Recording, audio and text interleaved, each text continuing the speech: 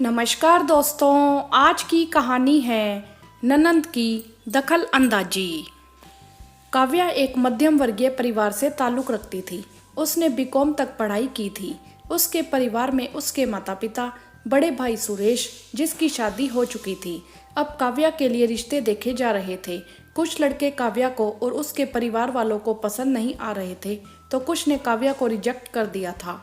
देखते देखते साल भर गुजर गया। आखिरकार मिस्टर मोदी के बेटे रूपेश से मिलने के बाद श्याम नारायण जी की तलाश पूरी हुई, क्योंकि लड़का लाखों में एक था। गुणवत्ता और समझदारी में तो कोई मुकाबला ही नहीं। पढ़ा लिखा तो था ही, साथ साथ हर काम में दक्ष और निपुण। काव्या के पिता का मानना था कि भगवान तकदीर से छीन सकते हैं, लेकिन हाथ का हुनर और विद्या नहीं। अगर बुरा वक्त आ भी जाए तो हमारी बेटी को खाने और पहनने की कोई तकलीफ नहीं होगी। लड़के वालों को भी काव्या एक नज़र में पसंद आ गई। दोनों परिवारों ने बातचीत करके पंडित से मुहूर्त निकलवाकर बात आगे बढ़ाने का तय किया। लड़की के पिता श्याम नारायण जी और भाई सुरेश ने लड़के की छानबीन भी कर ली। छानबीन में सब कुछ ठीक ही था। लड़के को किसी प्रकार की नशे की कोई लत नहीं थी। बस एक ही समस्या थी कि घर में लड़की की शादीशुदा बहन की चलती थी। यह बात आस पड़ोस से पूछने के बाद मालूम हुई, क्योंकि लड़के की मां नहीं थी। इसीलिए घर के कोई भी अहम डिसीजन श्रीधर जी अपनी बेटी से पूछकर ही लेते, और यह बात लड़की वालों को इतनी भी ज़्यादा बड़ी नहीं लगी। पूरी तसल्ली के बाद उन्होंने पंडित से मुहूर्त निकलवाकर लड़के वालों को फ़ोन कर दिया और दोनों की सगाई कर दी गई। ठीक 1 महीने बाद शादी थी। दोनों परिवार शादी की तैयारियों में जुट गए। लड़की के पिता और भाई ने उसके दहेज में कोई कमी नहीं रखी। फ्रिज, टीवी, पलंग, अलमारी, वॉशिंग मशीन सब कुछ दिया। अपनी हैसियत से बढ़ चढ़कर किया। लड़के वालों ने भी अपनी होने वाली बहू के लिए उसकी पसंद के गहने और कपड़े लिए। शादी में खूब धूम धड़ाका हुआ, क्योंकि लड़के वाले और लड़की वालों के खानदान में फिलहाल ये आखिरी शादी थी। लड़की के पिता ने जो भी दहेज का सामान दिया उस दिन तो लड़के वालों ने रख लिया, लेकिन दूसरे दिन ही लड़के की बहन ने कहा कि वॉशिंग मशीन आई है, ठीक है, लेकिन कपड़े तुम्हें हाथ से ही धोने पड़ेंगे। अभी काव्या के हाथों की मेहंदी भी नहीं छूटी थी कि उसकी नंद ने यह फरमान जारी कर दिया। ससुर जी ने भी अपनी बेटी की बात का समर्थन किया। कितने सपने, कितने अरमान लेकर वह अपने ससुराल आई थी, पर पहले दिन ही उसके अरमान टूट गए। वह मन ही मन सोचने लगी कि अभी तो ससुराल में कदम रखा नहीं कि दीदी की दखलंदाजी शुरू हो गई। इस तरह चला तो मैं कैसे अपना जीवन निर्वाह करूंगी। आज काव्या की ससुराल में पहली रसोई थी। उसने अपने ससुर जी से पूछा, पापा जी मीठे में क्या बनाऊं, क्योंकि उसकी सास तो थी नहीं। तभी नंद तपाक से बोली, तुम दाल का हलवा बना लो। काव्या को गुस्सा तो बहुत आया, लेकिन फिर भी वह खून का घूंट पीकर चुपचाप चली गई और दाल का हलवा बनाने लगी। सबने हलवा खाया और उसकी बहुत तारीफ की। ससुर जी ने नेक में क्या दूं, यह भी अपनी बेटी से पूछा तो बेटी ने कहा कि 2 सिक्के दे दीजिए, अब तो काटो तो खून नहीं। काव्या को मन ही मन बहुत गुस्सा आ रहा था कि हर छोटी से छोटी चीज के लिए नंद से क्यों पूछना, क्या वह हमारे घर की मालकिन है।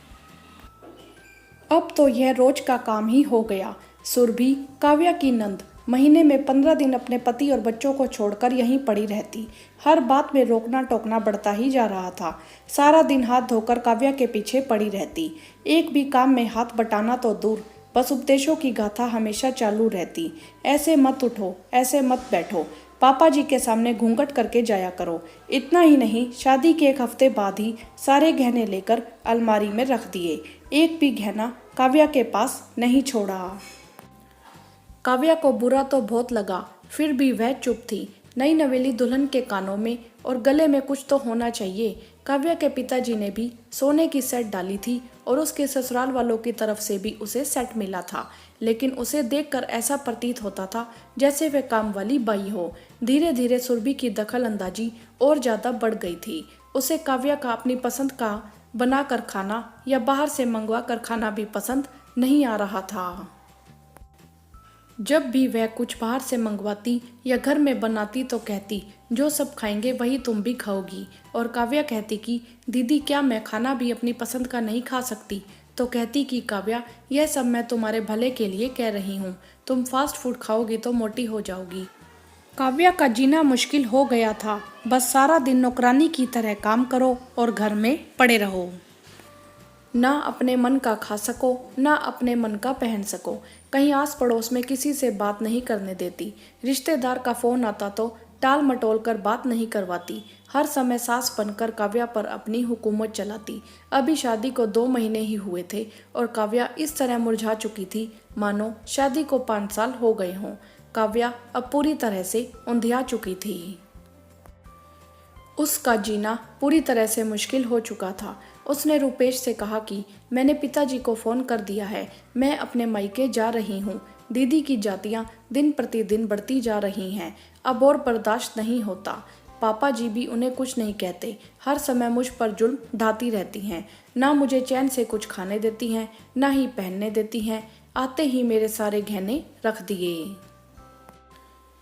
कोई नई नवेली दुल्हन के साथ भला ऐसे करता है? मुझे किसी से बात नहीं करने देती। हर वक्त चाहती है कि मैं घर 4 दीवारी में बंद रहूं। रुपेश ने कहा, तुम ठीक कह रही हो, मैंने भी देखा है। दीदी को बहुत समझाने की कोशिश भी की, लेकिन वह समझने के लिए तैयार ही नहीं है। अब कुछ ना कुछ कड़ा कदम उठाना ही पड़ेगा। मैं बस चुप इसीलिए था क्योंकि मैं अपने पिताजी का इकलौता बेटा हूँ। अगर आज मैं उन्हें बुढ़ापे में अकेला छोड़ कर जाऊँगा तो दुनिया मुझे बुरा भला कहेगी और उन्हें भी। लेकिन अब बहुत हो गया। मेरा आखिर तुम्हारे प्रति भी तो कोई फर्ज है। तुम अकेली इस घर से नहीं जाओगी, मैं भी तुम्हारे साथ चलूँगा। तुम चलो मेरे साथ, आज पापा से बात ही कर लेता हूँ। पापा, अब बहुत हो गया। आप अपनी आंखों पर कब तक पट्टियाँ चढ़ाकर रखेंगे? आपको सही या गलत कुछ समझ में नहीं आ रहा। इतने दिनों से क्या हो रहा है घर में? अब आप यह सोचकर बता दें कि आपको बुढ़ापे में अपने बेटे बहू के साथ रहना है या बेटी की बात सुनकर बसे बसाए घर को उजाड़ना है। तो श्रीधर जी, रुपेश के पापा ने कहा, ऐसा क्या हो गया जो तुम इस तरह से बात कर रहे हो मुझसे? क्या हुआ क्या नहीं हुआ यह पूछिए। दीदी ने मेरी पत्नी की क्या हालत कर दी है। अरे, इतना बुरा व्यवहार तो कोई जानवर के साथ भी नहीं करता है जो वह मेरी पत्नी के साथ कर रही है। आपने इसके सारे गहने जब्त कर लिए। मेरी पत्नी को देखकर ऐसा लगता है कोई काम वाली नौकरानी हो। न मन का खाने देती है, ना ही पहनने देती है, ना ही किसी से बात करने देती है। अरे, उनको तो यह सोचना चाहिए कि नई नवेली दुल्हन सजी सवरी अच्छी लगती है। अगर उनके ससुराल में उनकी नंद भी उनके साथ ऐसा ही करती तो। यह सब सुनकर रुपेश की बहन बोली, मुझे क्या पड़ी है, वह तो घर में माँ नहीं है, इसीलिए पापा ने मुझे सब जिम्मेदारी दी है। इसीलिए मैं तो बस अपनी जिम्मेदारी निभा रही थी। आप इसे जिम्मेदारी निभाना कहती हैं? आप जिम्मेदारी नहीं निभा रही थी, आप तो जुल्म कर रही थी। खैर छोड़िए पापा, दीदी ज़्यादा बकवास करने का कोई फ़ायदा नहीं है। जब तक दीदी की दखल अंदाजी यहाँ चलेगी, हमारा रहना मुश्किल है। आप मेरी पत्नी के गहने दे दीजिए और सोचकर बता दीजिएगा। मैं आपको 1 महीने का वक्त देता हूँ कि आप हमारे साथ रहेंगे या नहीं। इतने में काव्या के पापा भी आ जाते हैं और कहते हैं कि दामाद जी बिल्कुल सही कह रहे हैं। जिस घर में बेटियों की चलती है वह घर कभी नहीं बसते। समधी जी, आप यहाँ अचानक नहीं, मेरी बेटी ने मुझे बुलाया है। मैं तो बहुत पहले ही आना चाहता था, पर मेरी बेटी ने मुझे रोक दिया क्योंकि हमने अपने बच्चों को संस्कार ही ऐसे दिए हैं कि जब तक पानी सर से ऊपर ना हो जाए बर्दाश्त करते हैं। आप लोगों ने मेरी बेटी की क्या हालत कर दी है, सिर्फ 2 महीने में। अरे, हमारे घर में भी बहू है, लेकिन हमारा भगवान जानता है, हमने हमेशा उसे अपनी बेटी ही माना है। आपने तो बहू को बेटी समझना तो दूर, उसे बहू भी नहीं समझा, उसे नौकरानी बनाकर रख दिया। मुझे तो शर्म आती है समधी जी आपकी सोच पर। खैर छोड़िए, आपसे कुछ आशा करना ही बेकार है। काव्या बेटा, चल जल्दी से अपनी पैकिंग कर ले, मैं तेरा बाहर इंतजार कर रहा हूँ। तब रुपेश ने कहा, पापा आप मुझे अपने साथ नहीं ले जाएंगे?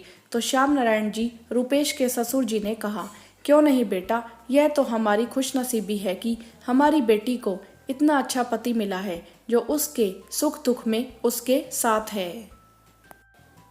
तो पापा जी, बस 10 मिनट का वक्त दीजिए, सिर्फ आपकी बेटी ही नहीं, बेटा भी आपके साथ चलेगा।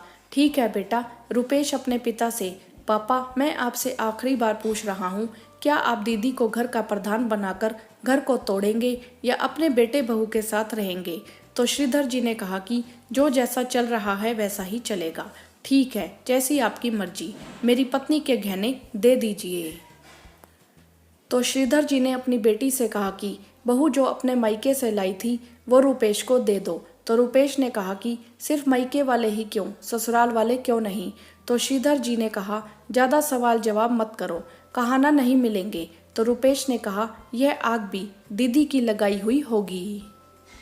खैर छोड़िए, जब भी आपको लगे कि आपने गलत किया अपने बेटे बहू के साथ और आपको प्रायश्चित करना हो तो हमारे घर के दरवाजे आपके लिए हमेशा खुले हैं। चलता हूँ। अक्सर बहुत से घरों में ऐसा होता है जहाँ बेटियों की चलती है, जिसके कारण घर टूट जाते हैं। माता पिता को हमेशा यह सोचना चाहिए कि काम हमारे बेटे बहू ही आएंगे, इसीलिए उनके साथ संबंध प्रेम पूर्वक बनाकर रखें, न कि बेटी के बहकावे में आकर बिना किसी कारण बेटे बहू के साथ ज्यादती करनी चाहिए।